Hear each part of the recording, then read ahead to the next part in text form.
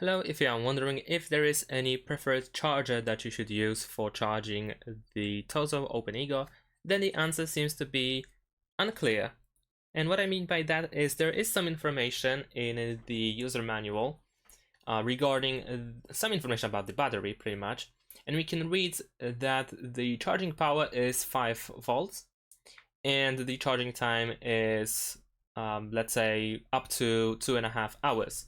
However, there is nothing about the preferred power which we should use. And in my case, I have used the charging adapter from my smartphone. I have used the power bank. I've used the USB connection on my PC, and in all cases it worked. So pretty much it seems that you can use nearly everything.